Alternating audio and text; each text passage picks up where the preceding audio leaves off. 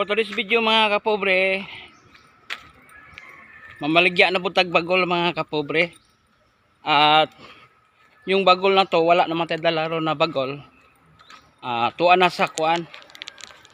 Tuwa na sa bato.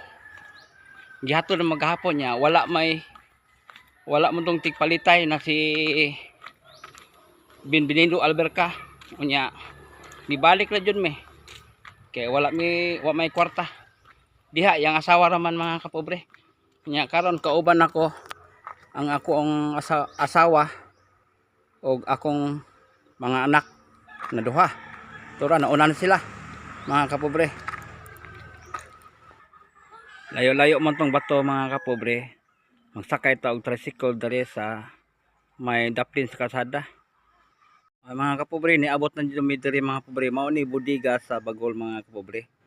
Diri mi magbaligya karon mga kapobre. Okay ni mao ni akong mga bagol mga kapobre na dalan ko kahapon. Mga pulo ni ka sako mga kapobre. At ipakita ko sa inyo mga kapobre mamaya kung magkano ang mabibinta nito mga kapobre. Kay pulo man ni kasako. Para mayroon naman tayong pambili ng bigas. Saka may pang-ulam na po tayo at makabili po tayo ng mga pakain ng ating mga alagang hayop at saka manok. Kaya naubos na rin yung pagkain ng mga pagkain nila mga kapobre. Mga kapobre, mao ni ang kilo sa usa sako mga kapobre.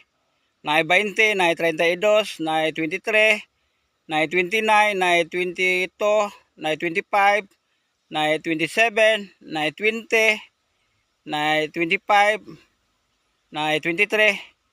Dili pare-pareho mga pobre. Ang total nato mga pobre 246 kilos mga kapobre.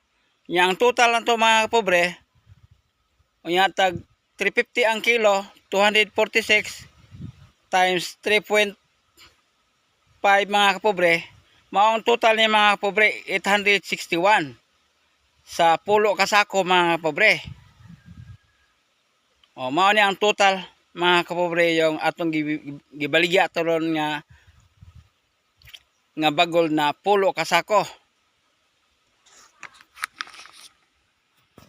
Unya may na lang kayo mga kapobre. Kay nakapalit naman ta og Sunrox natay bugas 5 kilo. Unya napay asukal, napay kape. Unya nakapalit pa og kubra kay siyempre nauhaw man ta mga kapobre. Unya basta dagan-dagan yung napalit pero ang nasubra na kwarta jud diri mga kapobre yung akong kuptan dire